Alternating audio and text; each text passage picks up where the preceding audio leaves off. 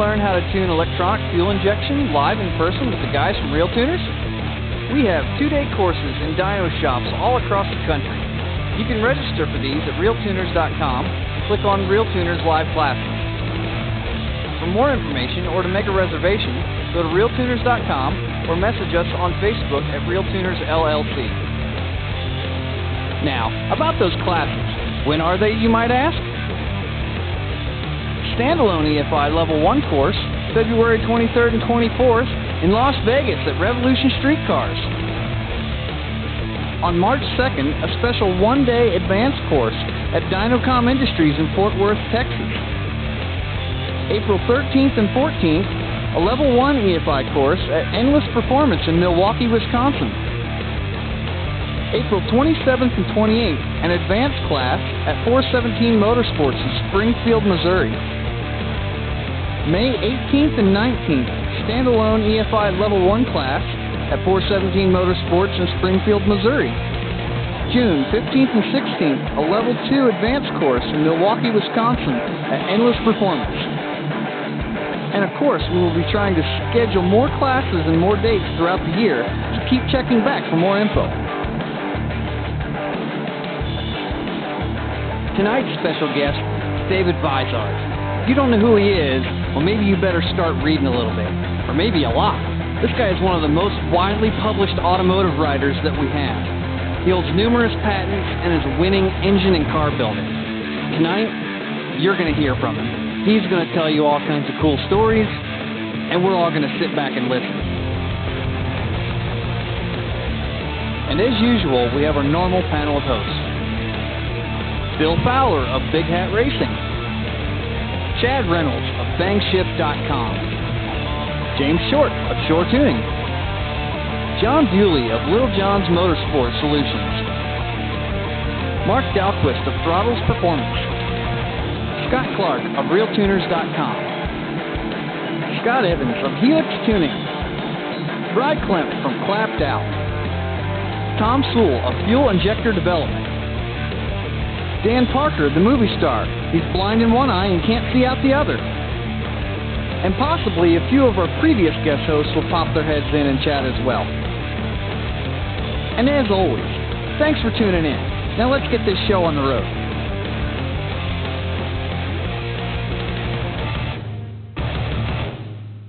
Hey everybody, welcome back. Another episode of RealTuners. We are episode 75. As you heard it, tonight's guest, David Vizard, is in the house. And without further ado, I'm going to bring in everybody else here so they can say hi. And we'll... Greetings. Yeah, there we go. We'll get this show on the road. Hello? Am I too loud? No, you're great. Hey. Hey, everybody. Hey, Mark. We're here. Billy's here, and he's got a cold. Just a warning. Well, it's not catching, is it? No, I don't think you can catch it through the microphone, David, but hopefully Yeah, that's what I thought. Thank God. I don't want to be sharing microphones with Bewley. I sure as hell would not be the one to want to get anybody sick with what I've got currently. It's awful. It sounds fatal. I had it a couple weeks ago. Hope it's not fatal. Not fatal, but it makes you wish it was. Sometimes. Life is fatal. All right. You know. Well, episode 75, man. Holy crap. So, wow, it's good to be back once again. What do I got to talk about here before we get started? Las Vegas class coming up in like just a little less than 3 weeks. Yes. It's the standalone class, but even if you want to do I've decided if you want to do the factory ECU courses that we've been offering, you need to at least go to the EFI Basics, which is taught mostly on standalones, but they happen to be easier devices to learn on to get started with your EFI knowledge. So I tell people come to this the EFI Basics class like we're having in Vegas the weekend of February 23rd. If you're thinking about traveling, just looking at flights from different cities, you can fly out there like on Friday evening, get a rental car, get the hotel right across the street, and go to the class and everything for you spend like $800 or $900. Jimmy Bowling from Ohio found tickets for like $150 round trip. If you fly in on Wednesday or Thursday, it's probably cheaper than flying in on Friday. And then if you wait and leave till Tuesday, then it's even cheaper yet. So that's something I learned a long time ago. Flying in Thursday, leave on Tuesday. Hey, Bring your wife, make it a weekend in Vegas, and I thought that was pretty cool. But look for the promotional packages for going to Vegas from cold climates, and they've got lots of deals. Oh, it's super cheap right now. Anyway, I just wanted to point that out because people are like, "Oh, are you coming to Central Oregon anytime soon?" I'd love to. I'd love to go to every city in the damn country, and that's something our guest tonight probably has done. I'm going to ask him to see if he can estimate how many people he's presented in front of live. I mean, he's probably one of the most prolific writers of how-to type information, not too many magazine articles unless they're high tech, but stuff that's like instructive stuff that is kind of my hero. So anyway, I'm curious to see how many people he's presented in front of. But anyway, back to the Vegas class. Very cool. You should sign up because there's probably it's a little over half full now, and that's about right for being less than a month out. So yeah, I mean, it should be a pretty good group. We'll have a car with a Holly standalone, I think, is probably the first one, and then you maybe somebody bringing a fuel tech car. We'll talk about that. Just something else for people to be aware of. Check the weather, and remember that it's very dry here, so it's going to feel colder than the weather says. So if you're wearing T-shirt and shorts and 50 degrees at home, you're going to need a hoodie and a jacket. It's considerably colder feeling here because of the lack of humidity. Yeah. I mean, we're going to be indoors at Frank Guerrero's shop at Revolution Street Cars, but it's, dress for the weather, just, hoodies, whatever, if it's cold, and a couple layers. It's usually starting to become nice about then, but just in case, I'm hoping sure to for check. 65 degrees, and it's probably going to be that during the middle of the day. Evenings, it'll probably still be 45, 50. Yeah. Also, next topic, I'm being reminded here, whoever asked, we're going to pick the 3 best questions asked tonight through the show, and at the end of the show, we're going to on the fly pick 3 people to give some free T-shirts to. We just got our new T-shirts. They're shipping, I think, Monday or Tuesday. But anyway, so we're going to do that at the end of the show tonight, so stick around. We'll contact you via messaging and get your size and all that stuff, but we're going to give away some shirts. Okay, so yeah, and there's more to talk about. We're going to give away some cooler stuff next week as soon as I get the website set up and working. But, okay, well, let's talk about our guests tonight.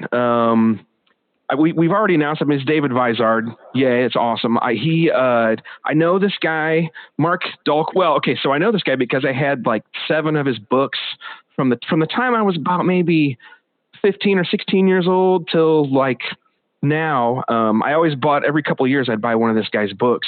They were how-to books on things like how to build a small block Chevy on a super cheap budget, which 20 years ago, 22, 25 years ago, that was the modern day LS. How do I make this thing go faster, cheaper? And they didn't have turbos, didn't have EFI necessarily, but he's kept up with the tech. David's been to one of our classes, and actually I've watched him. I've stood over his shoulder and seen him do some EFI tuning legitimately now. So he does it. So anyway, without further ado, I would like to introduce the one and only Mr. David Vizard. David, how are you doing tonight? Well, I'm doing pretty damn good, thank you. We've had some awesome weather here today, unlike the northern part of the country, and I've had a very productive day. And, I'm all excited about being on this program. Oh, man, you aren't kidding about the weather. I'm glad somebody is having some decent weather. Because, man, it's just it's 76 degrees yesterday in North Carolina. I mean, can you believe it? Yeah. We had our hottest temps in a couple of weeks. It was 13 up here today. And I know Dahlquist is going to one-up us. So, Mark? Yeah. Temperatures? He's the only one that lives north of the Arctic Circle, right? Right. That's Mark. We're in a howling blizzard right now, so it's probably not the time to talk about the weather. Right. So, Scott, if I may, this is Bill. Yes. David, I'm like Scott, I've been reading your books for a longer time than I care to admit on the podcast. But would you mind giving everyone in our audience, some of whom have read your book, some of whom are here solely because you're on tonight, but for some of those who are younger and might not know, just give us a little idea of your background and how you came to be the eminent degree in our world of aftermarket automobiles and especially performance? Well, it's quite a contorted story, actually. I guess I was genetically born to be interested in performance cars and performance engines. My grandfather on my mother's side would buy a new Morris Oxford every year in England, but before he handed in his old one, he would tear the new one down and plane the cylinder head for more compression and port the intake manifold and things like this. And then when he got it back together, he'd take his old one, which he had hopped up the previous year, back to the dealer. And of course, they'd try it out and say, wow, this thing runs best running one we've ever had. And they give him a high price for it. Still looked stock on the outside. But my mom said that the big deal is that he could increase the top speed from 55 to 65 miles an hour. And that was quite something back in the 30s. So, yeah, maybe I inherit it from my grandfather or my mother's side of the family. But really, I started doing something hands-on. I guess maybe I'd be about 11 or I'd be about 12. I got hold of an old, well, it wasn't old then. If it's still in existence, it's old now. One of those little motors that is power assist for a bicycle, and it's got a little cog wheel. The little kits, they still sell them. Yep. They do?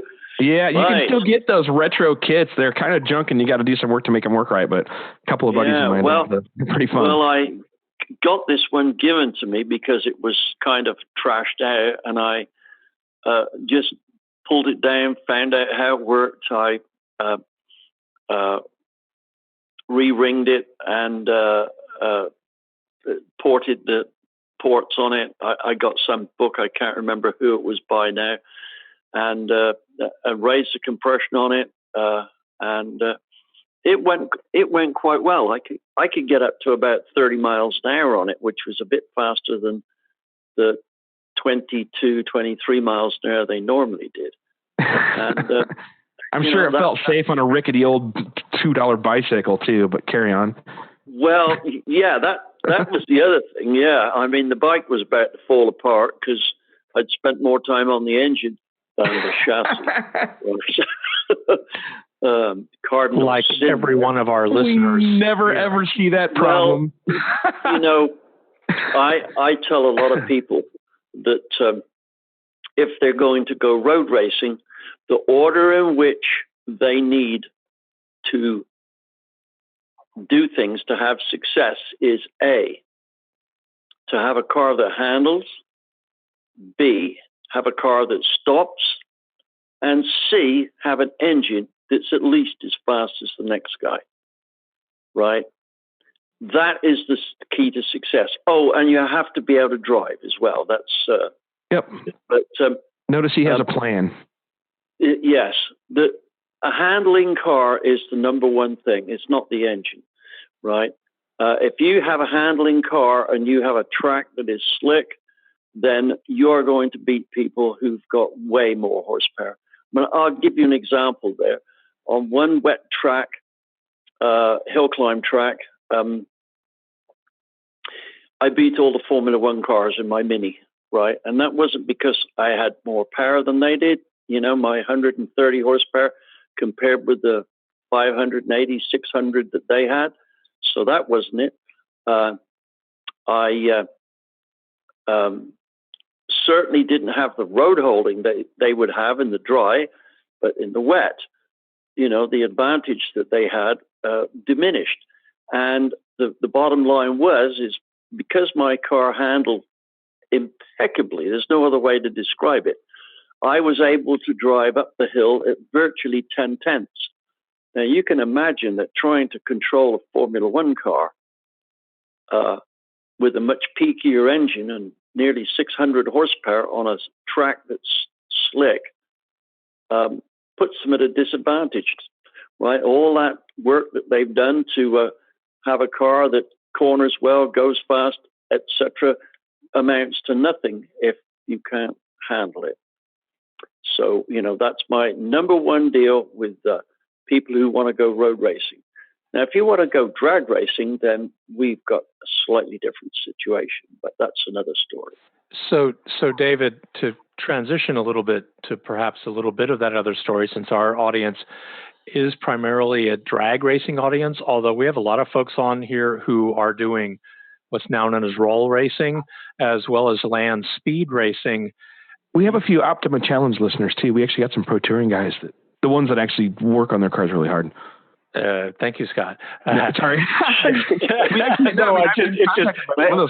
sounds like an inside joke here. It is. No, it's okay. Mike Dussold, I was going to say, he's the guy that is dominating at those events, and he's a listener and a customer of ours.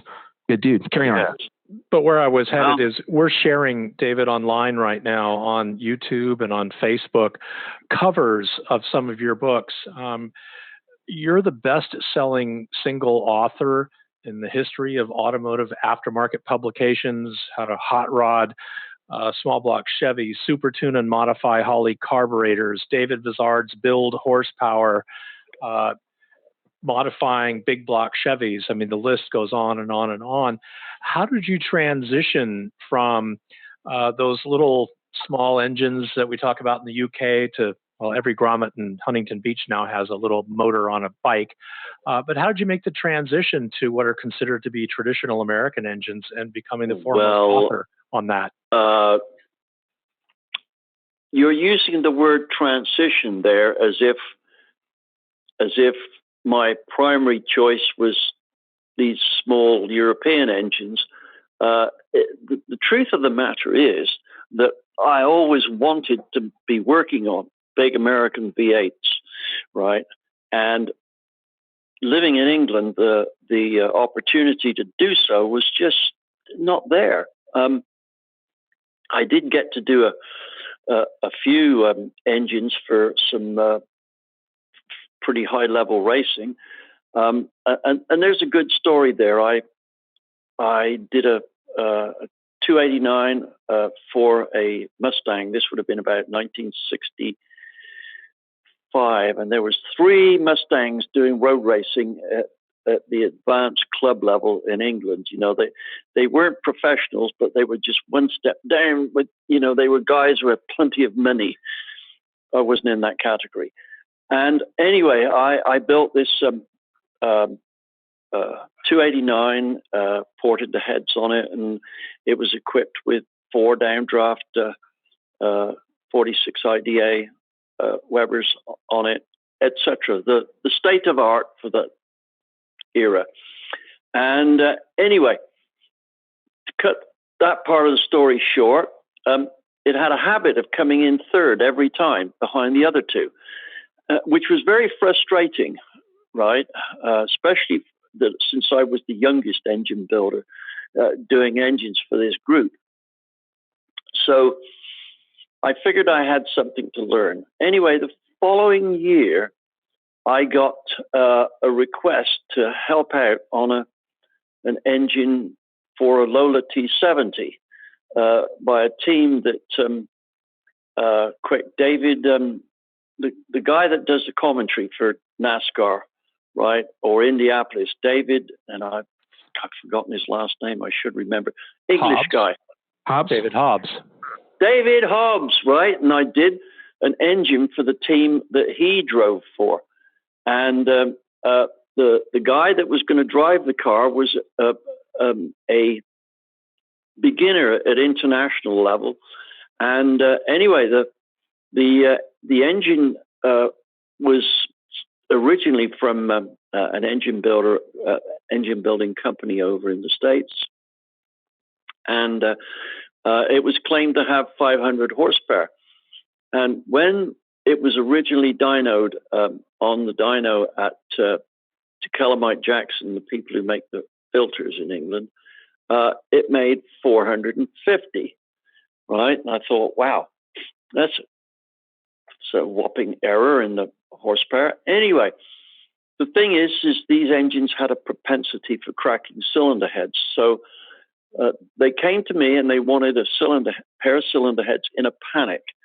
And they had no castings. So I had to go to a wrecking yard that was frequented by the U.S. Air Force for dumping cars that had considered to be worn out by members of the military. And I found a pair of heads, right? They were the open chamber heads with the smaller valves. And I got these, got back with them, got on the flow bench, and, I think I worked about 10 days for about 15 hours a day on the heads, and finally got them doing something that I thought might work. And anyway, they went on the engine, and the engine got dynoed, and this is what I was real pleased with. It made exactly 500 horsepower, so it's 50 horsepower up on those guys that had done the heads with way more experience than I had done, but I suspect they did not use a flow bench.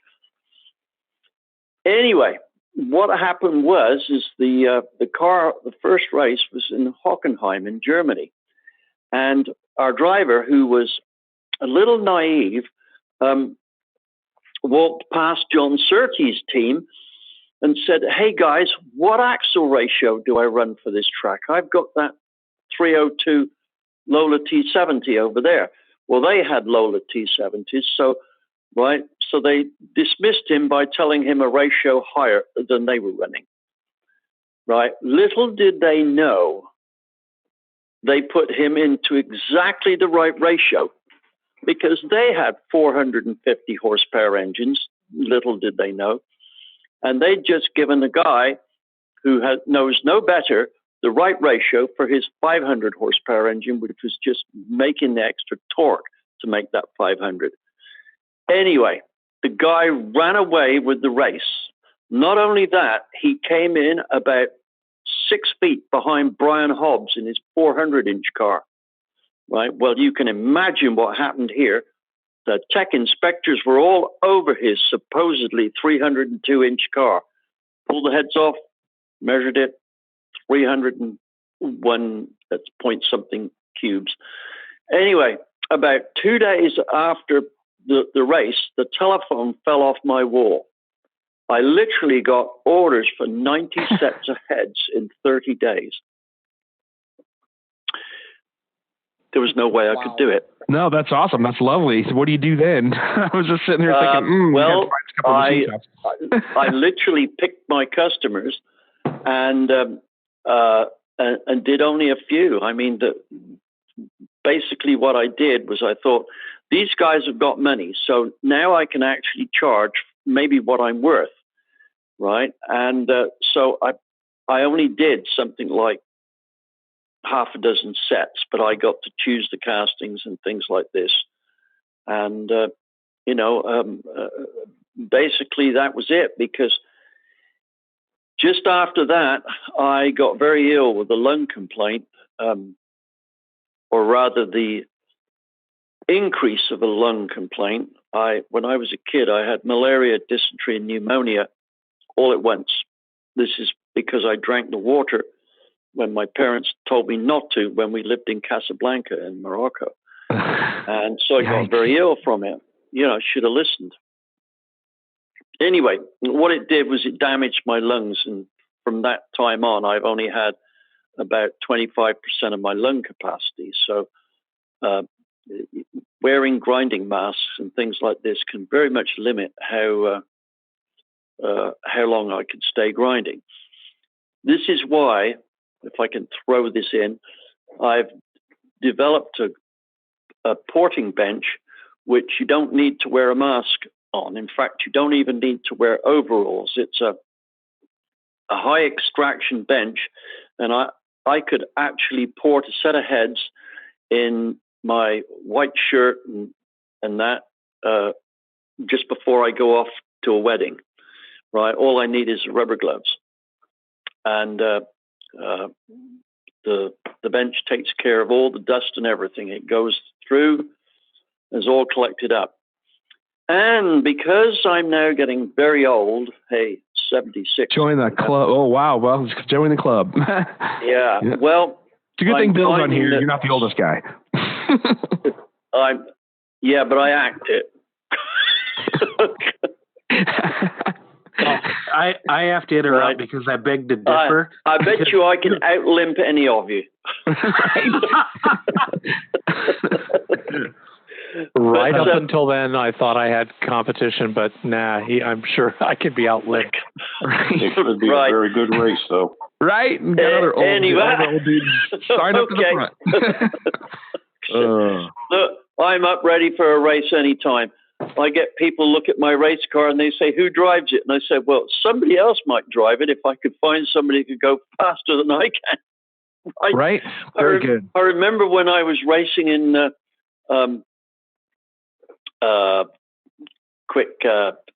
Grenada, Trinidad a few years back. I was definitely the oldest driver there, but I had more fastest laps and pole positions than anyone. And this is the bit that really pleased me. I have one of the few legal cars in the class as well. Right. Is this is a road racing series of some type down there, I presume? Yeah. Yes, they're big on their road racing and drag racing down there. Funny enough. Understood. I've taken a few of my friends down there, and they are amazed at how serious the guys are at racing, because they can't just go to a racetrack. They have to go through customs, get it on a ship, get it shipped over, go through customs again, put on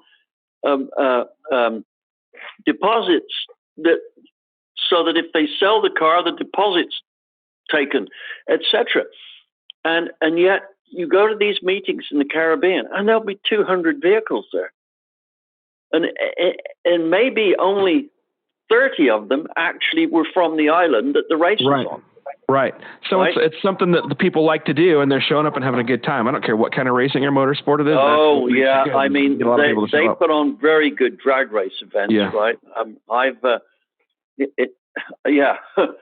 I've won a what would we call it? Match race thing. Right. No. A bracket race challenge, right? With my road racer. That's a good story, right? I asked if I could use the drag strip to set up the ignition and the mixture, because there's no dyno on Trinidad. Right.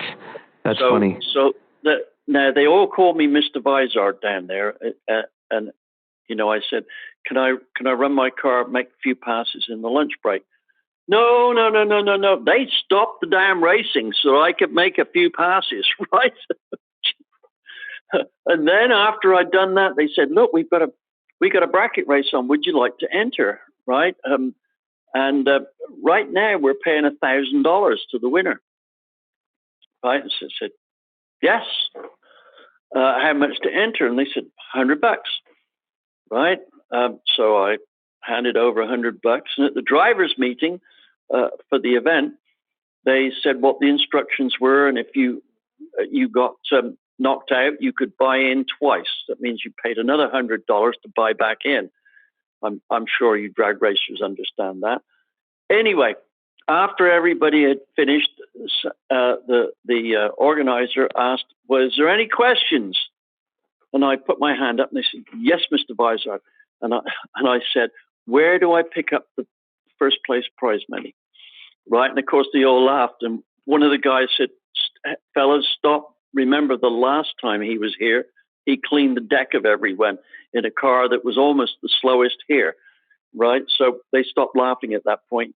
Anyway, I went through the field. I remember it was about round 15, and I was through to the final. And the guy that was there was one of my fans who built his Pinto engine in his Escort out of my book. And I got to admit, that 2-liter Escort was one fast car. I mean, he drove it to work every day, and he'd got timing tickets for 13.1 seconds. Right? Moving out for a naturally aspirated 120 cubic inches. Yeah, but it was even a 4-door one. Right. All the better. And he rebuilt it from a wreck. Right. Anyway, I looked at his timesheets, and they were all over the place. And I gave them back, and I said, hey, don't worry, second place prize money is not too bad. I think it's $500. And so he said, yeah, but I'm really pleased. I've actually made it to the final. I get to race against you.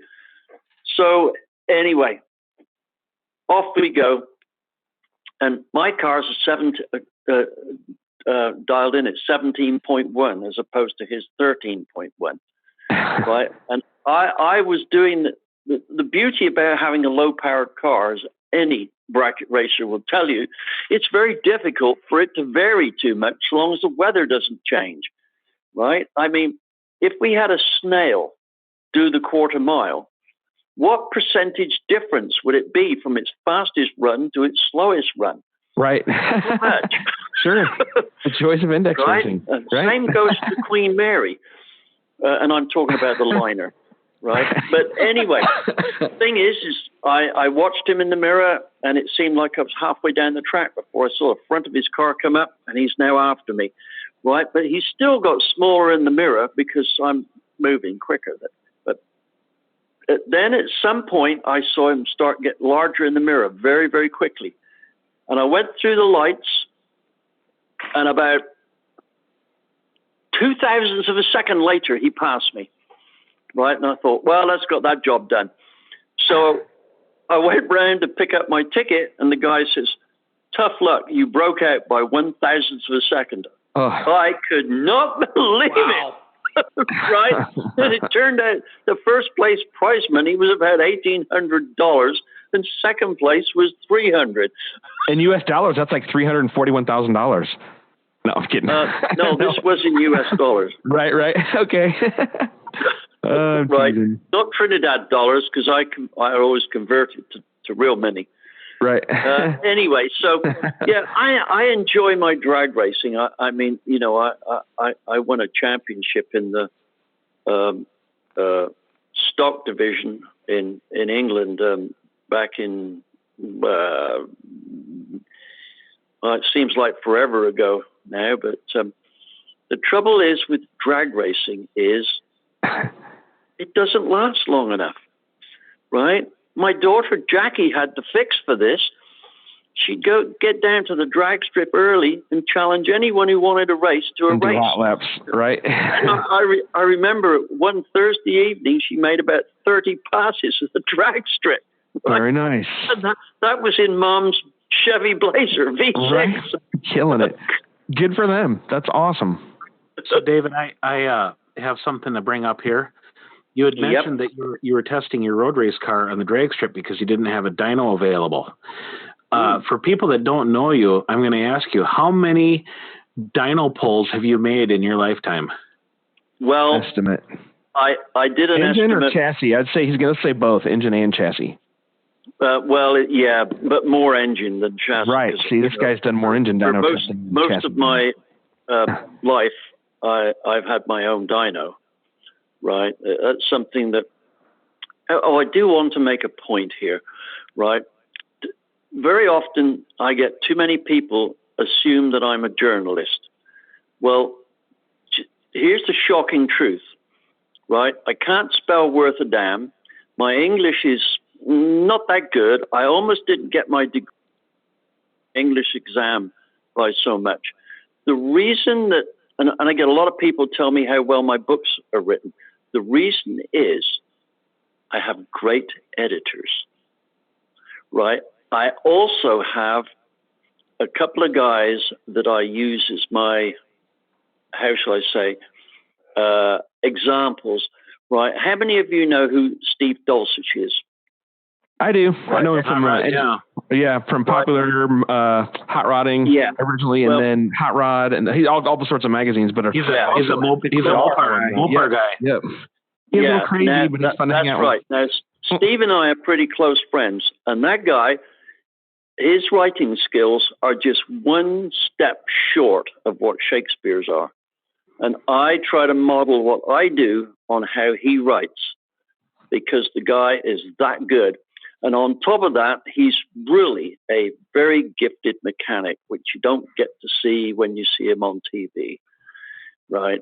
I mean, Steve worked out of my shop for, I don't know, probably 8 to 9 years when I was in California, in Riverside. And so I've spent a lot of time with him. He is an excellent engine builder, but he is a brilliant writer. And to be honest, he's the guy that I try to emulate, and that keeps me on relatively safe ground. One of the things I tell people is, if you want to read prosaic English, read Shakespeare. But if you want to win races, read what I've got to say, because Shakespeare never won a race in his life. Right? I like it. I love it. And you were and as far as dyno testing goes, most people don't. Yeah. The year 2000, right, I estimated that I had done over 500,000 pulls. Jeez. Right, wow. Which is probably more than 99.9999% of dyno operators on the face of the planet. Yep. Or even OEM guys on this call. Yeah. Combined times 10. Because we needed to get stuff done really quickly, especially when there were deadlines. And one of the things, when I was getting my engineering qualifications, one of the things that I was very good at was what we call production engineering.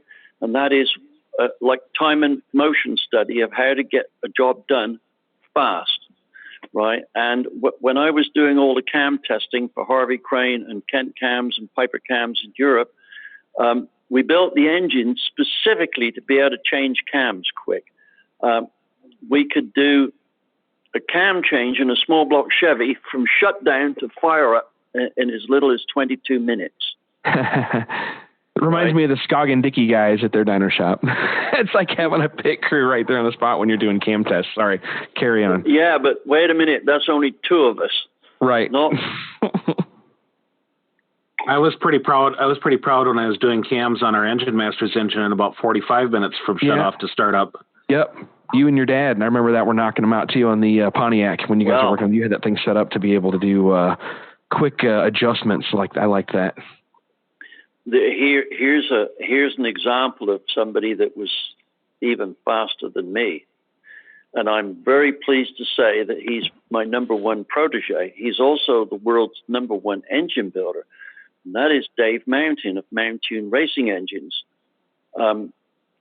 If you want to look up his statistics, well, I think they're out there. I mean, this guy has won touring car championships, Monte Carlo rally 3 times. His Chevy and Chrysler cars that he did for over here for like autocross and rallycross and all that. The only competition they have is each other, right? His engines have, I don't know about in the recent years, but they pretty much cleaned up for about 3 years. And also he did Chevrolet's World Challenge sedans with the quick little 4-cylinder deal. God, the EcoBoost. It sucks. You know, you forget things. Not the Malibu. What's the next one down? Not the Chevy. I don't know what year we're talking about. So I'm talking about current models for the last 5 years. Vega. The what? The Vega.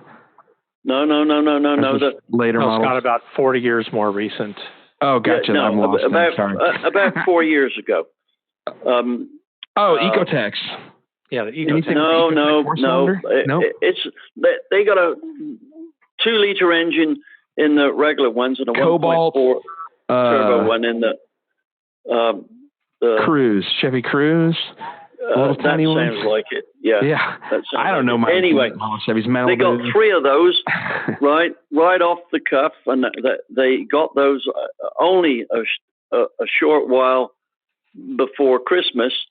And on the first race, they came in first, second, and third. Right.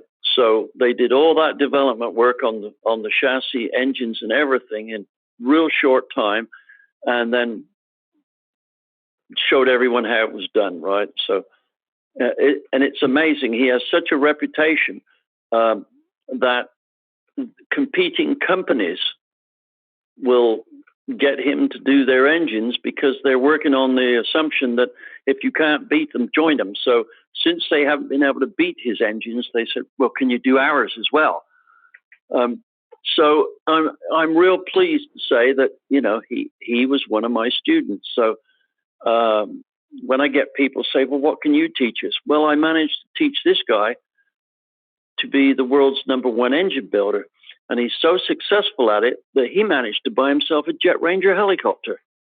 Where now are you're you talking. Man, that's an engine builder I'd like to meet and learn about. Well, Mountune Race Engines has just opened up a shop over here about a year ago. Right. I haven't checked with Dave yet, but I'm going to propose that I do a lecture for them at PRI this year. Oh, and by the way, I'll be doing a seminar for Goodson this year on tooling for cylinder heads and things like that. Oh, and I was also talking about my grinding bench, right? One of the things I didn't say was that since I'm getting old and decrepit, you can take that as the gospel, right? I'm having a hard time picking up heads, especially iron big blocks. So I decided to build my bench, my grinding bench, so it can also flow test heads on it.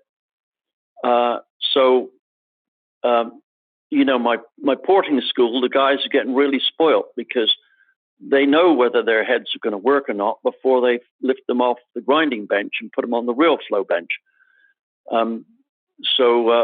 That's a unique thing. And even to make that more advanced, we're putting a smoke trace unit on it, a velocity probe, and everything. So it will be a very comprehensively equipped grinding bench that you can go and grind on for 10 or 15 minutes without having to go and get all dressed up to do it.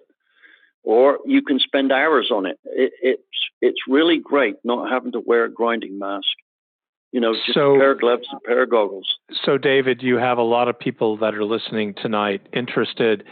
Is that something that you're making commercially available? How can other people find out about this and equip Bill, at the moment, they're only available to the attendees for my head porting school. But we are in the process of doing a production version of it. And I certainly wouldn't want people to start ordering it now, but we should have a production version of it at PRI. Just follow David Vizard on Facebook. That's you can see what's going on there. He's been announcing that and keeping people posted on his Facebook page, David Vizard. Yeah. Tell us a little bit about your porting school, David. What are you? What's the curriculum? What's it entail? Well, let me make a point here, Mark. You've been to my classes, right? And I'd like for you to comment on what I'm going to say next. I get people who are already skilled porters saying that, well, I'm past a beginner. I don't need to have somebody teach me all the basic skills on it. And then I get people who have never ported a head before, and they will say, yes, but, I know nothing about it. I mean, I'd be coming in blindfolded, so I feel I wouldn't understand it. Now, let me ask you to comment on that, Mark. You've been to one of my classes. Do I make it excessively complicated, or do I make it excessively simple, or do I strike right on the money for both ends of the scale? Well, I'm going to answer this, David, in a multi-port answer, and then we're going to go into some questions from some people and some listeners. Right. And I'm going to answer this by commenting how I first met you, and that is I went to your How to Build Horsepower class in, I believe, 2011 at the Ohio school, the same school where they had the Engine Masters Challenge for many years. Yep. And I wasn't a novice at the time, but what I enjoyed about your approach is not only did you make it understandable, but you didn't go after the trick of the week. You went after the meat and potatoes, and your focus was on how one change affects many other things around it. And it was more of a tuning guide and a building guide together, because your approach was sometimes you might pick up power and it was the wrong move.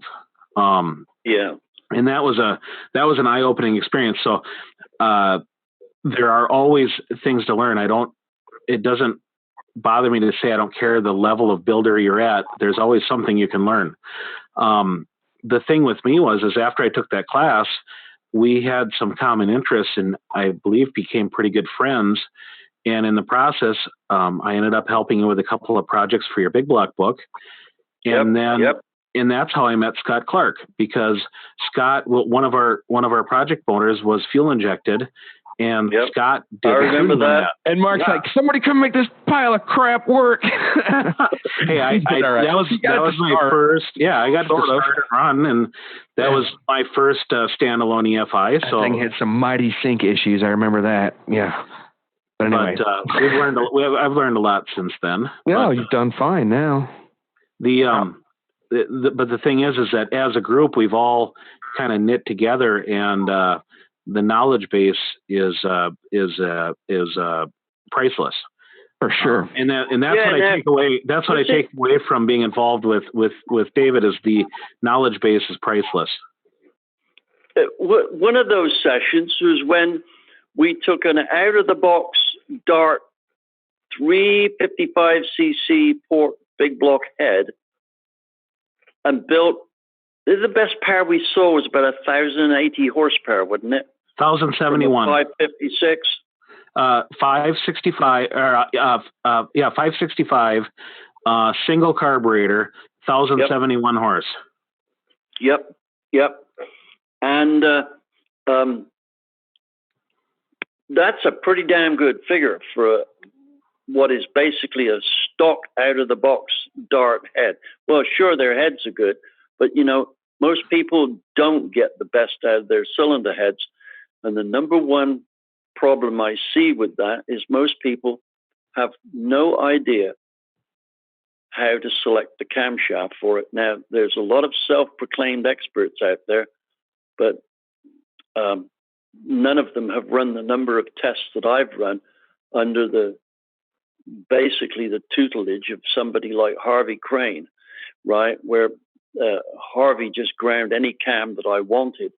So in a 3-year period, in 3 engines, I got to test over 8,000 combinations.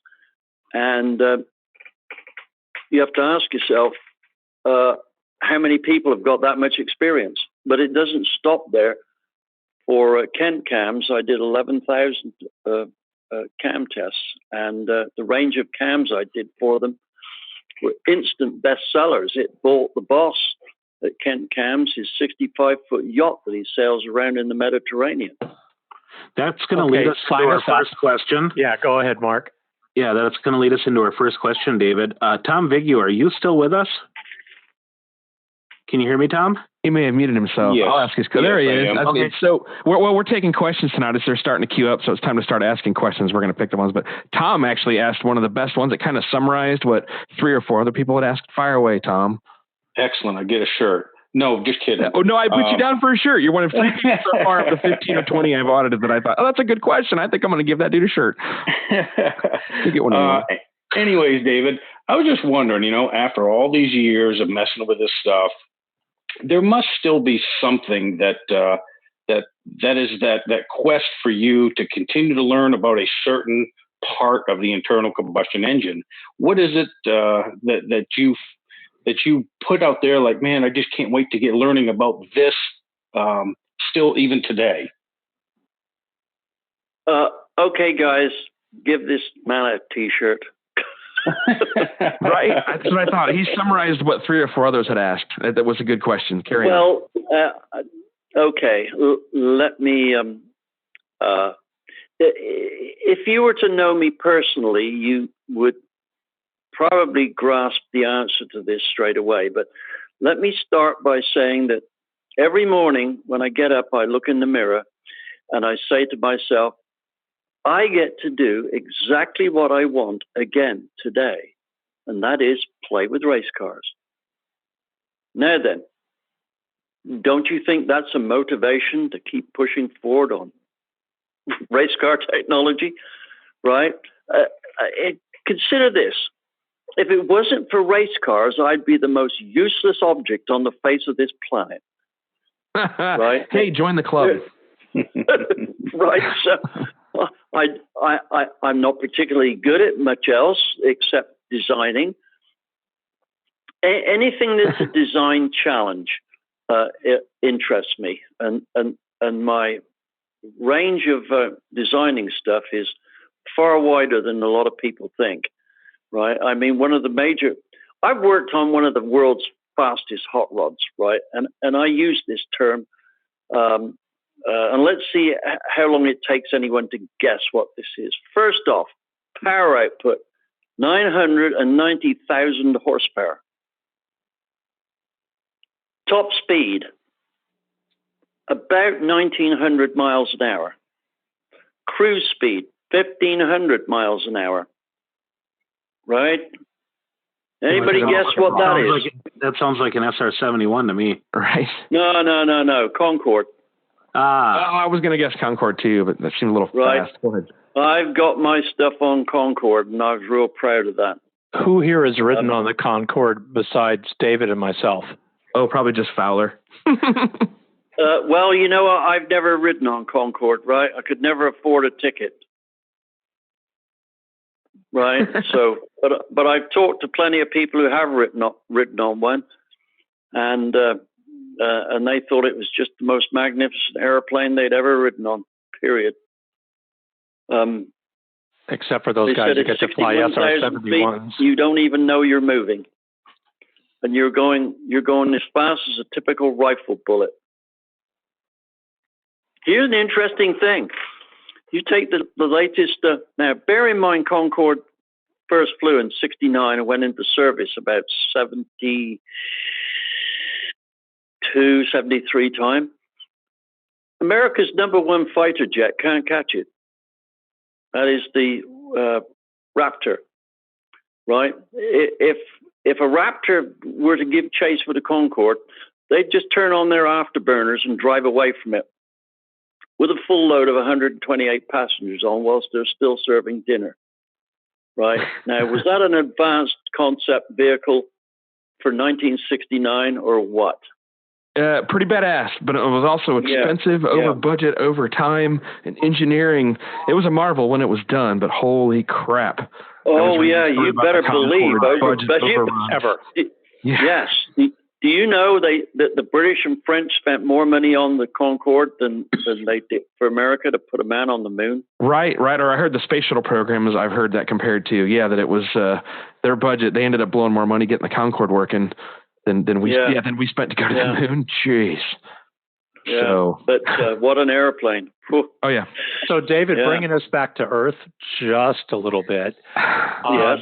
You mentioned something a minute ago about selecting camshaft for cylinder heads. And a lot of people have a tendency to kind of go the opposite way around it. One of the people on here day in, day out, who's been a great contributor, John Bewley from Little John's Motorsports, is famous for his ability to match up camshaft and cylinder head. Tom Vigue, also having done work for NASCAR and Spintron testing, is that. What advice do you have for people who are trying to, as they move up in their programs and think about, what do I pick first, cylinder head or camshaft? And how do I make good decisions on that topic for the program that they're trying to build? Well, that is a very good question. In fact, those people who are framing that question in their mind are actually getting to the root of the matter of getting together a combination that works well. Remember, it's not a single trick part that makes an engine. It's just the same as you can't have one trick violin make an orchestra. It's the whole lot working together. A bunch of mediocre violins will do much better than one good one and 10 terrible ones, right? And the thing is it's a question of getting all of the parts to work in harmony. Amen, David. I know that sounds like a little esoteric, and it doesn't really explain anything other than it makes an obvious statement.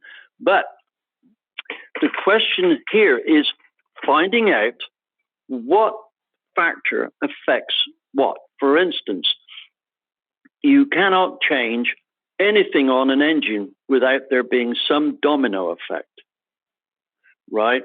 First off, let's talk about a camshaft deal here, right? A few years back, I got the job of upgrading the GM 620 horsepower Street 572 engine. And one of the things that was patently obvious was that the camshaft that they were using bore no resemblance to what the engine actually wanted. So I have to conclude that they didn't just ask some Joe Blow in the street, hey, what camshaft do you think we should put in here? I suspect that they asked a camshaft company who also ended up grinding the camshafts for them. Well, that brings down the number of camshaft companies that would have contributed to that to a very small number. And those camshaft companies would also be considered some premier suppliers of camshafts. And yet, how could they be this far out on the camshaft? I spec'd a cam out. It was 15 degrees shorter. It had way tighter lobe centerline angle. It had slightly less overlap than the factory one. And it was timed in differently. And I spec'd this cam straight off my computer program, right? Now, when that was dyno tested, I was at Cardiff University giving a seminar there. And so I was in contact with the guys doing the dyno testing right in the middle of class. In fact, I put it on my speakerphone so that the students could hear the conversation. And so they said, what power difference should I see? And I said, well, you'll only see about 8 to 10 horsepower more with this cam, but you should see a bunch more foot-pounds at peak and a huge amount more at, the lowest RPM you can pull it, right? Well, anyway, about an hour and a half later, they called back and said, okay, we've optimally timed the cam. We've timed the ignition for best. We've done the jetting for best and that. And I said, well, what was it? Well, we picked up 12 horsepower. Peak torque went up by 80 foot-pounds. And down at 3,000, it was something like 100 foot-pounds better, right? And I think what impressed the guys was not the fact that I'd spec'd a cam that was better, but I'd told them in advance what it was going to do. Right? You have to have real confidence in what you're doing. Here's another one, a cup car engine builder, a very successful one. Very successful. I won't mention any names, but he was building an engine for one of the drivers for his personal vehicle, and it was a 331 small block Ford, right? What a great combination those 331s are for street use. Anyway, he dynoed the engine and he showed me the curve, and I said, well, he asked me, hey, you build a lot of these things. What do you think about this? And I looked at it and I says, your torque is off, right? You should be making more foot-pounds per cube than that, right? And your horsepower is a little down as well. And he says, well, where do you reckon it's wrong? And I said, where's your cam spec? Gave me the cam spec, and it was spec'd out by a name that is very well known in the industry. Again, no names. And I said, okay, that cam's wrong. And I said, here's what you need to do. You need to have those same profiles ground 2 degrees tighter and time it in at this, right? And he said, well, this cam was done by so-and-so. And I said to him, tell you what, how much does a day's dyno testing cost? And he says, well, we charge $500. How much to change a cam twice? And he says, well, we charge about $200 for that. And I said, okay, I'm going to write you a check for $700. Get that cam, dyno it. If it doesn't make 20 horsepower more and 20 foot-pounds more with no loss anywhere else, you keep that $700, right? And I said, that I'm prepared to put my money where my mouth is.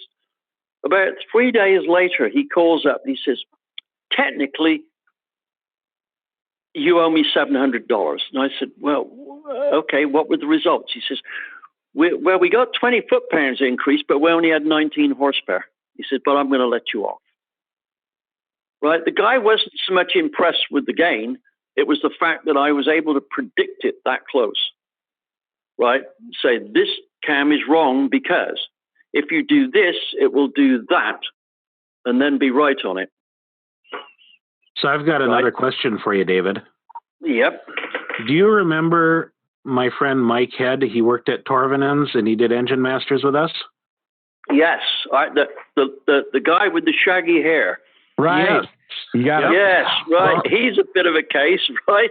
Boy, my good friend Mike. He liked And his, he's listening live right now. No, he is. Yeah, we love him. No, we love him. He knows Yeah, it. Mike's awesome. Mike Head's a good friend of all of ours, man. And once you've thrashed on an engine for Engine Masters together, you're like friends for life. It's like thrashing on anything. he's a hard guy to Can win the forget, battle right? together. Enjoyed my time with him. Yep. So, David, Mike says, David, good to hear your voice again. Now, he said, and this is going to your 500,000 plus dyno pulls and your predictive powers. He said, last week here, the air temperature was negative 39 degrees. The water grains were 0.08, and the density altitude was at minus 6,900 feet. If we could dyno in this condition, what power gains would we see? Well, if you were to use the SAE, typical SAE correction, you'd come out with a wrong answer, right? Because let's say the engine was set up for running under normal conditions. Let's say it was a customer's engine and he lived down in Race Car City, USA, namely Charlotte, North Carolina, right? And the engine was dynoed down here and it was set up optimally, carburetor, timing, et cetera, for 70 degrees air temperature. Then it was shipped up to there. And if you were to work out the correction factor, it would be a lot greater than the increase in power that you would see. And the reason is this. When you change the temperature vastly from one, because you've changed the locale, Sure. then we find that the carburetor and its atomization characteristics change quite drastically. For an engine to have a good start to its combustion process, it needs to have about 15% of the fuel vaporized, right? If it doesn't have that, then it'll have poor combustion characteristics and the power will go down. Right. And I can cite the reverse of this. Many years ago, when I was helping the carburetor shop develop boosters for their carburetors, now all the dyno work was done in my shop for that because they didn't have a dyno then. And anyway, we developed, that's Brad who owned the dyno shop, he's passed on since then. We developed a modified annular discharge booster that worked very well. Caution, carburetor terminology. Yes, that it had great atomization, great signal strength, and things like this. And anyway, some team that I think they were in Mooresville. There was a particularly bad winter that winter. They got hold of some of these boosters and tried them in their carburetors. And lo and behold, the engine picked up about 18 or 20 horsepower. And they thought, well, Daytona's coming up. We won that, right?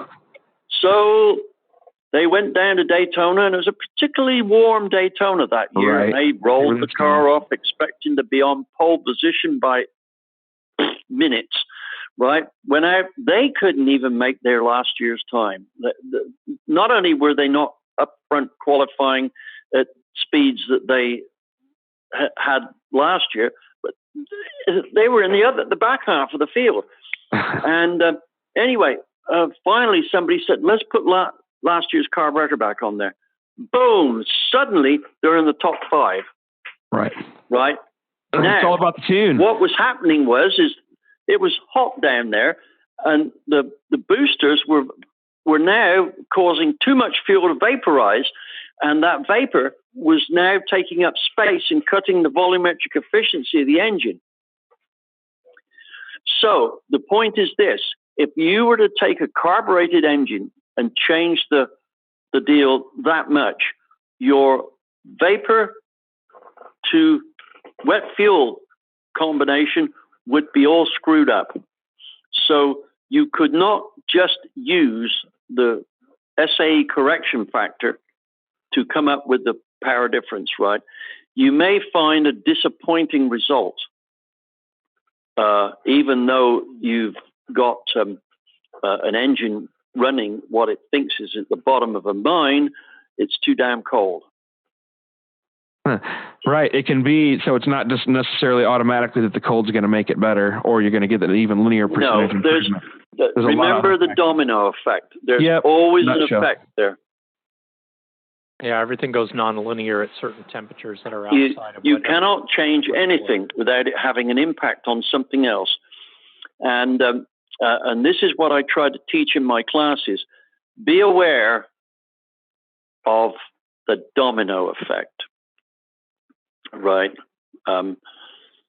It can catch you out in so many different ways. And the guy who comes out on top is the guy who realizes what the side issues are and fixes them before they become real issues.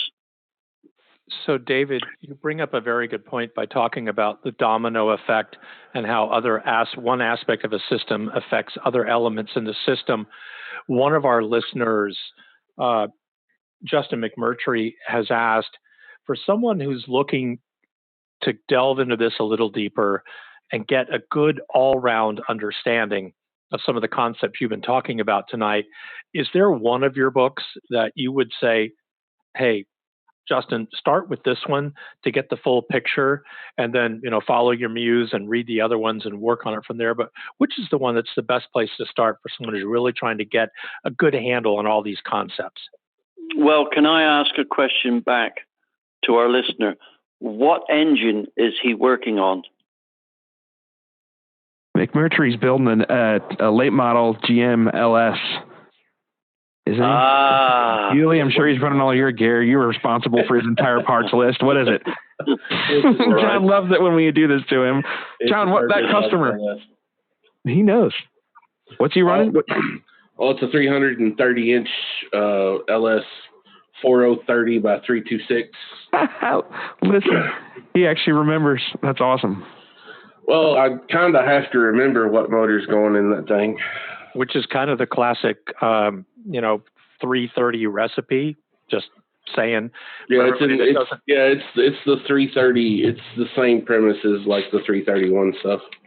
The bore and stroke on it comes out about the same. What was the question again? So the question, which book? Yeah, the question. Yes, that's right. Which book? You see how long my memory is, right? Yeah, so you gather this is I would say that the shallow end of the pool that wants to know more. The book to get would be the How to Build Horsepower book, the one that's it's very popular with first-year students at motorsports classes at various universities. It's compulsory reading. In fact, that book has set a kind of a record for performance books. Right, it was a bestseller before the first one was off the production printing press. Right, and I don't think any other automotive writers had that. It went to #1 bestseller, and before the first one was off, the publisher had to order the second print run. Right, before the first one hit the newsstand, they'd sold 55,000 copies. Damn. Yeah, that's crazy. Yeah, and that's. Do you have other books? I mean, what is the typical for all the books you've done, like all the the stuff over the last 20 years. What are how to rebuild your small block Chevy? I think it's just past the million sales. Oh my God, that is awesome. I mean, for an automotive books, that's crazy because it's such a niche field. It's not like you're writing Harlequin romance. How about this? My mini book. When I took that to John Haynes, and I gave him the suitcase with it all in one of those hold-all bags. And I delivered it to him in person because I found I couldn't insure the manuscript. So I insured myself from L.A. to Yeovil in England. So if the manuscript was lost, right, my family would get $5 million for the loss of me. Right. So, anyway, the thing was, I had it in the bag, and he said, "What's this?" And I said, "It's the manuscript for my A-series engine book. That's the engine in the original Mini Coopers." Right. You had it written or typed at the time. Yeah. And he looked at it and he says, "How big's this?" And I said, "Well, it's going to be about 500 pages." What? It'll bankrupt me trying to sell a five. And I said, "No, well." I said, "You print it, right? I've got it in the contract. You're going to print it." Boy, he was pissed off at me. It sold £1 million worth the first year. That is $2 million worth the first year. Right. Good money. Right. And that was just on the engine, on these little out-of-date pushrod tractor engines that were designed back in 1936. Right, so I have to say that book outsold in terms of money because it was an expensive book. I mean, it's $50 back in the late 80s. $50. What's that now? It's $100 book, right? But it sold more money's worth of books than all the other publications beforehand. On the A-series engine, right? All those books pale in comparison to Big Block Chevy Volume 2. Go out and buy Big Block Chevy Volume 2. That's the best book that David has ever written.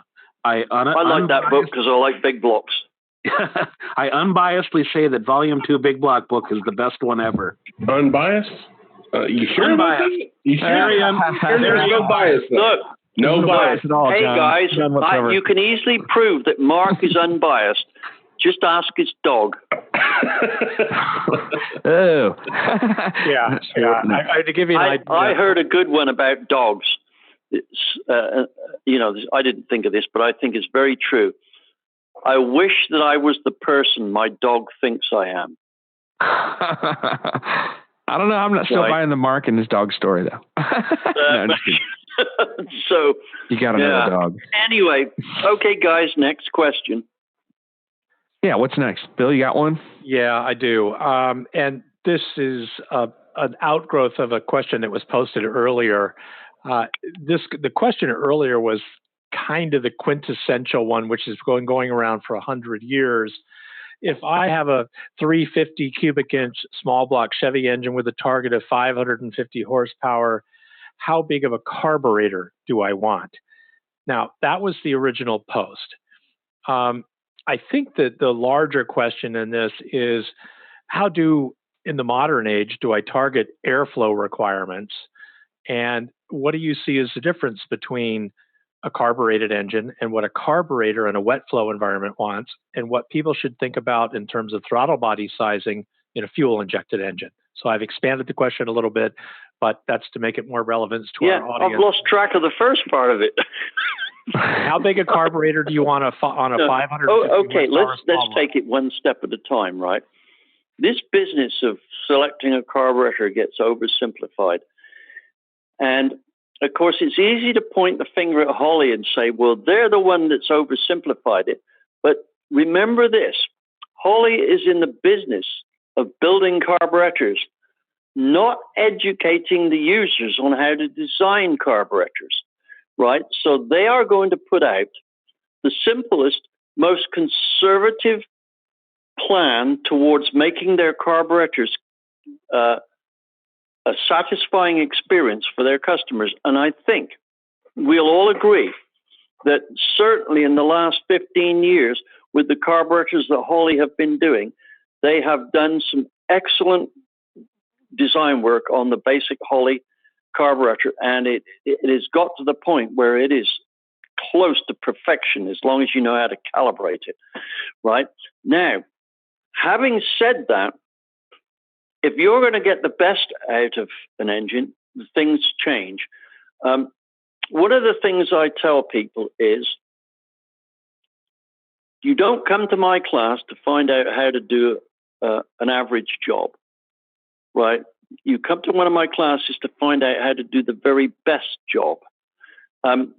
I don't take very kindly to being second best at anything, right? When I was racing, I was there to win. I was not there to come second.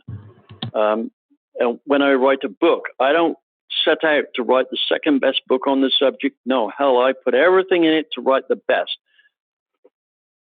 I have to leave it to you guys' judgment to determine whether or not I actually achieve that. But here's the point, right? If you want the best from your engine, the world is not as simple as you might hope it to be. If you want that best, you're going to have far more complex calculations on how the carburetor should be selected. It would be dependent on whether it's a single plane manifold or a two plane manifold. It would be dependent on whether or not it's got a heat crossover or not. It would depend on how well the cylinder head breathes. It would depend on how well the pulse tuning of the exhaust worked, how well the camshaft worked, and how they all interacted, right? And the result is that to actually calculate the carburetor CFM and the model that's required is pretty damn complex. Now, my camshaft program, because I really want people to get the right cam in there, that's only the start. The camshaft program will match the cylinder head up to the camshaft. You build a rudimentary engine. It'll then spec a camshaft for this rudimentary engine, and it says, now this head will go with that cam. And by the way, these rockers will work with that. And if you're going to have peak power here, you'll want this intake manifold. They give you the part number. And for a carburetor, if you're going to use a spacer, you'll want this size. If you're going to use an open spacer or a closed one, it'll modify it. If you're going to use a two-plane or a single plane, it will modify the deal. And the thing is, for the same engine, but changing the intake manifold spacer, you can have a carburetor difference of as much as 100 CFM. So it wasn't a simple calculation. Oh, well, we'll assume what the volumetric efficiency is. That takes a guess, right? If you're going to do this, you need to understand what's going on so that you can make a calculated judgment on what you're going to use. Granted, the big stumbling block for a lot of people is it involves a lot of math. Fortunately, we have computers now, and I spend a lot of time writing programs for my own use. Well, people have asked me if I can do a user-friendly version of it, and I tell them no, I can only do the math. But fortunately, I have a friend who's very good at turning Excel spreadsheets into usable programs, and that's my friend Stan Weiss from he's up in the Michigan area, right? And we've teamed up, and between us, we've managed to bring out some really groundbreaking programs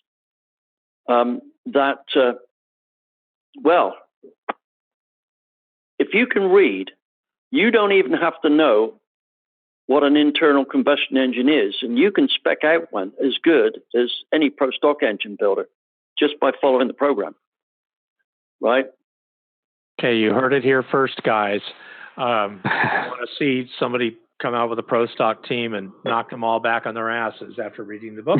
Well, we're talking about street motors now. If you were to ask a pro stock guy to build a good street motor, right, for all their engine building skills, they may flounder somewhat. And let's face it, if I wrote the perfect program for building a pro stock engine, I may sell 100 copies. But if I wrote the perfect program for building street motors, I may sell 500,000 copies. Yep. Which would you rather do? Better to focus on the realistic guys. Yep. From the guy who's written How to Hot Rod Small Block Chevys, of which I own a copy, and for those who are on the podcast, that is an inside joke. That is nuts. God, I wouldn't expect we have had several people ask who David really is. And I guess I should ask David, how many magazine articles have you written and how many books have you written in your career? Right. I'm on my 35th book now on hot rodding Fords. It's been stalled somewhat because of health problems I've had in the last 4 years. Right. But it is going to be the best book I've ever written. I've just made that decision. Right. And magazine articles I've now had published since 1969, just over 4,000 articles, right? Most of which have been front cover articles, not some simple also ran deal, right? I've probably had my name on the front cover of magazines, I'm pretty sure more than any other writer.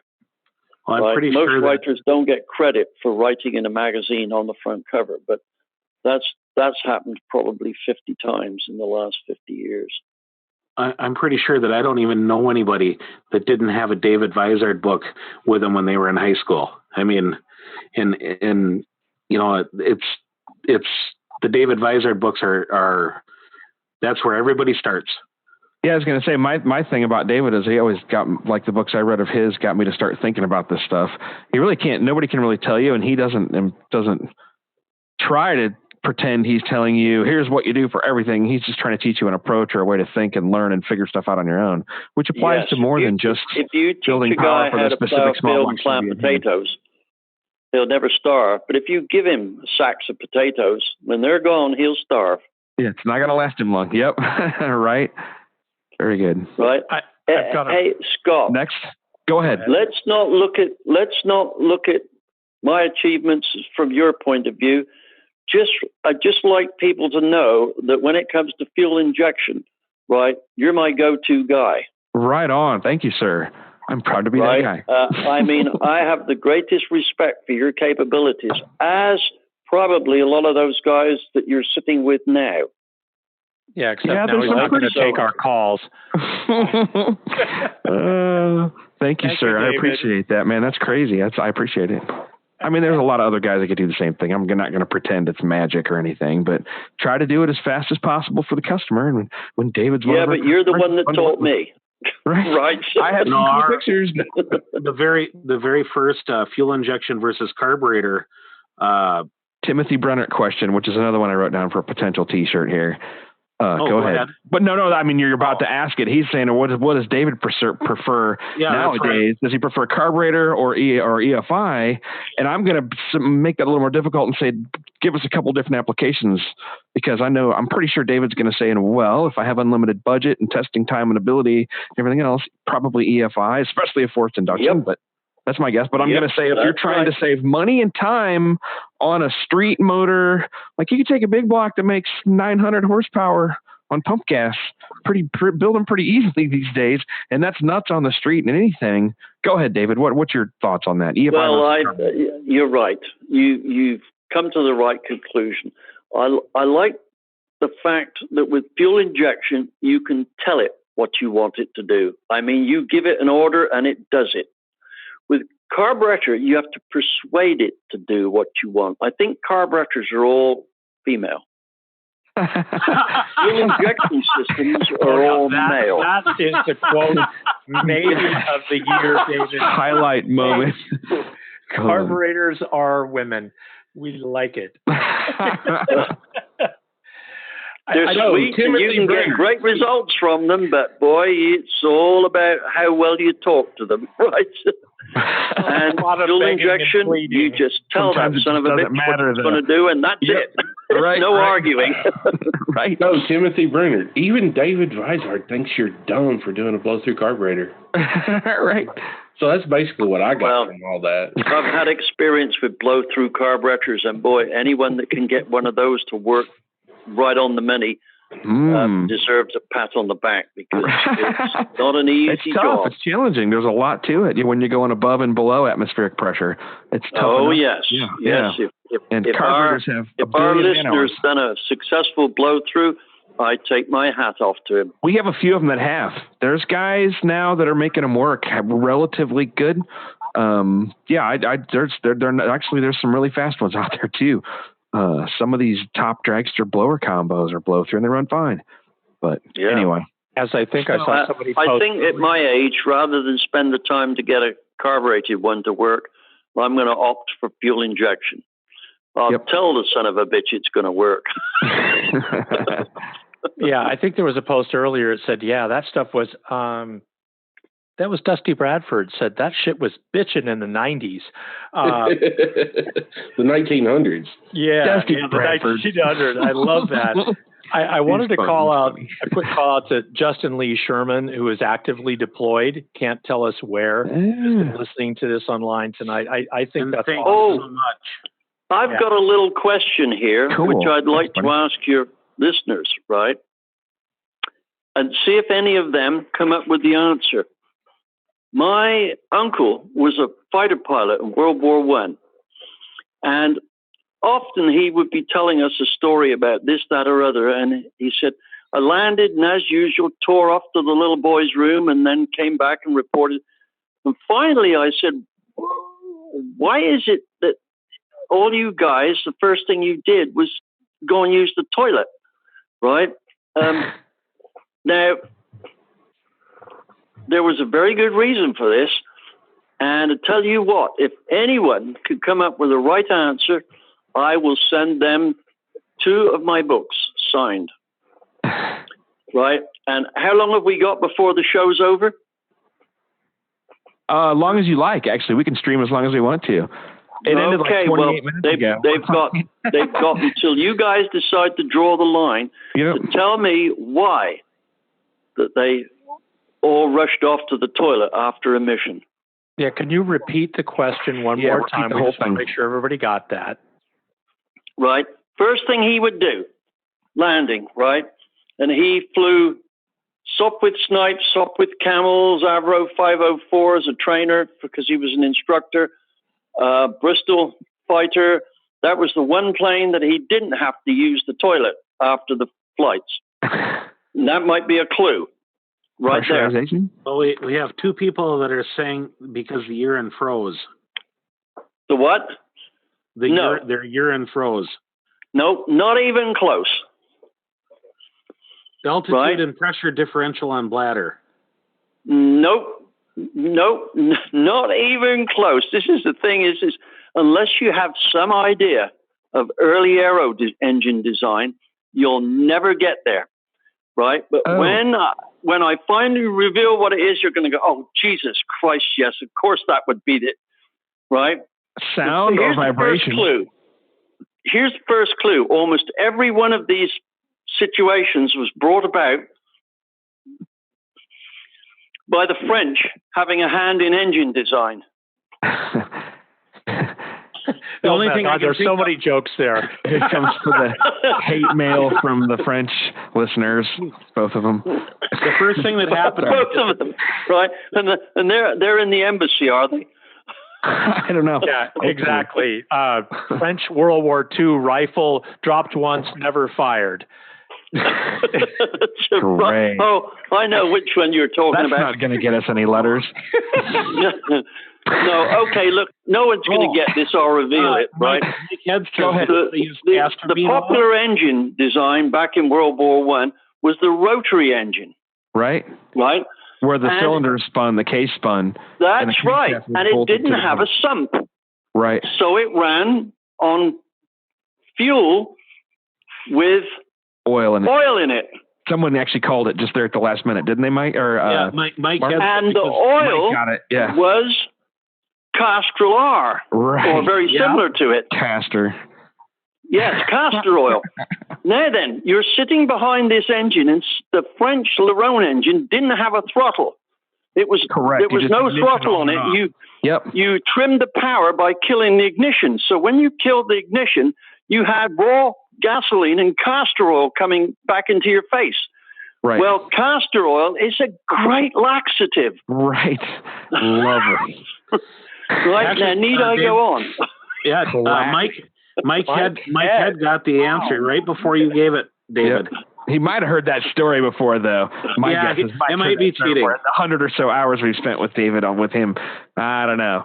The jury's. Anyway, guys, any other questions here? I'm walking around because I'm getting cramp. No, we can wind him down. You know what? I want to ask the listeners. Everyone can post, but how many people would like to have David back on to visit us again at some point?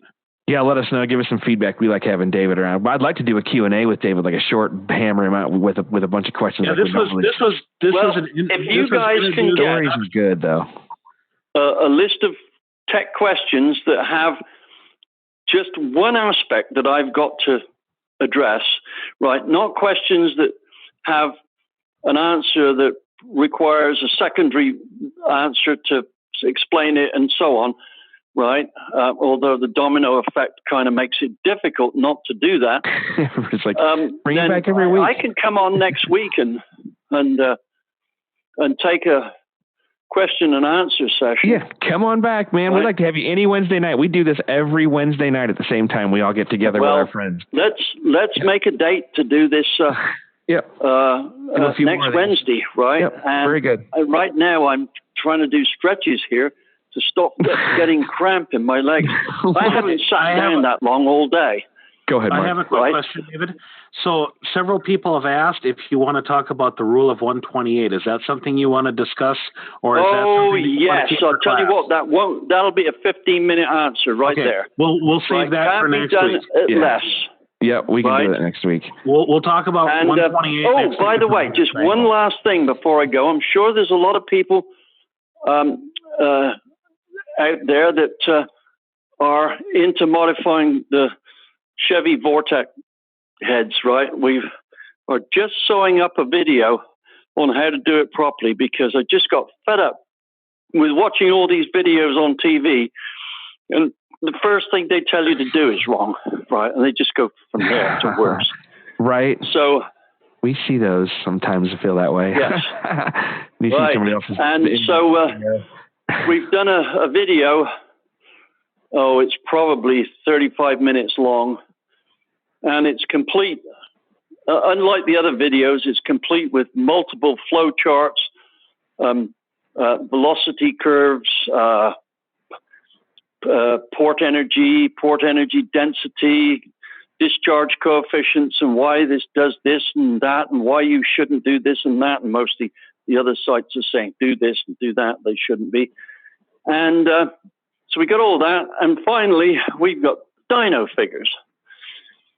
Right? So anybody who wants to really know how to modify a Vortech head, and it is a great cylinder head if you've got one to modify. I mean, if you make the right moves on it, you can very quickly have a pair of heads that will match any decent aftermarket CNC ported head.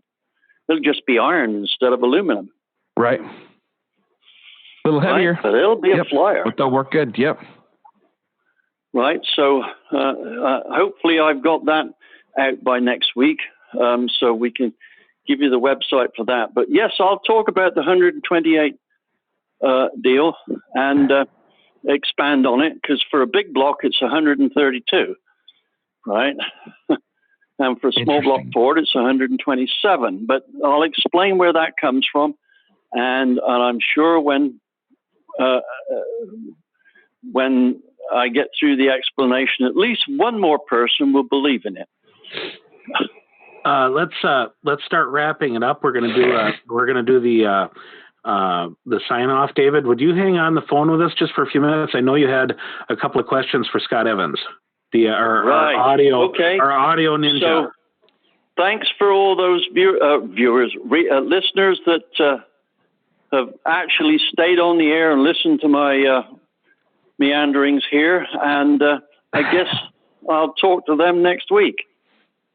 Definitely. Love to have you back, man. Absolutely. We love having you on here, David. Yeah, man, that's cool. No problem at all. Right. Thank you, guys. I appreciate the invitation. Yep.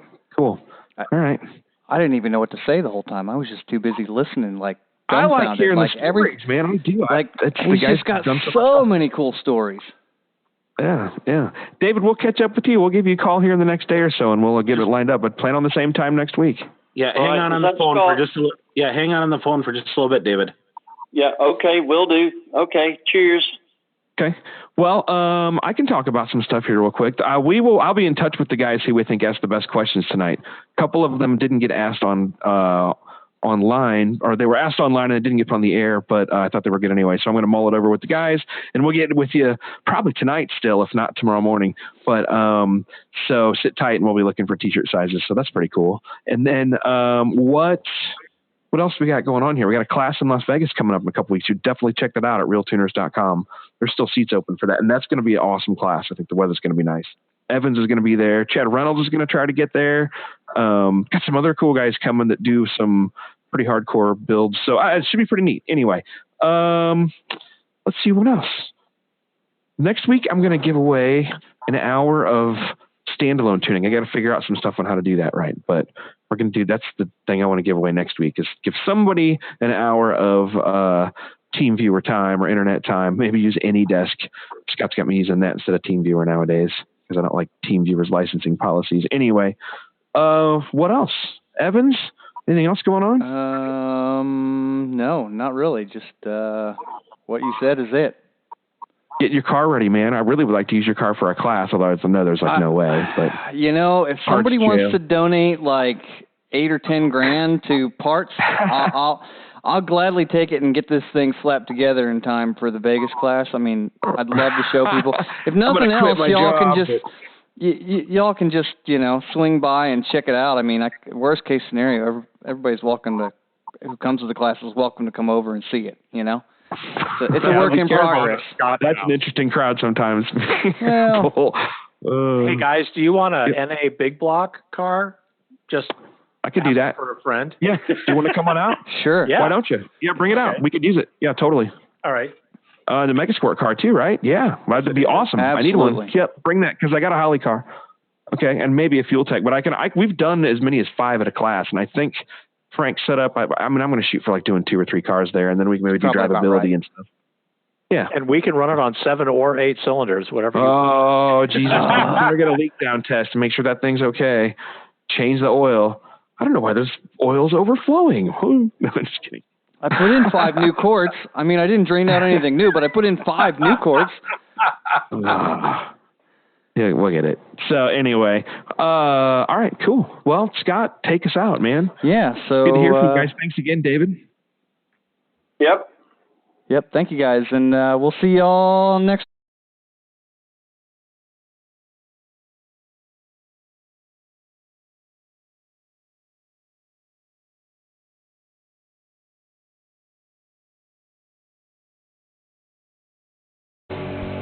Do you want to learn how to tune electronic fuel injection live in person with the guys from RealTuners? We have 2-day courses in dyno shops all across the country. You can register for these at RealTuners.com and click on RealTuners Live Classes. For more information or to make a reservation, go to RealTuners.com or message us on Facebook at RealTuners LLC. Now, about those classes. When are they, you might ask? Standalone EFI Level 1 course, February 23rd and 24th in Las Vegas at Revolution Street Cars. On March 2nd, a special 1-day advanced course at Dynocom Industries in Fort Worth, Texas. April 13th and 14th, a Level 1 EFI course at Endless Performance in Milwaukee, Wisconsin. April 27th and 28th, an advanced class at 417 Motorsports in Springfield, Missouri. May 18th and 19th, standalone EFI Level 1 class at 417 Motorsports in Springfield, Missouri. June 15th and 16th, a Level 2 advanced course in Milwaukee, Wisconsin at Endless Performance. And of course, we will be trying to schedule more classes and more dates throughout the year, so keep checking back for more info.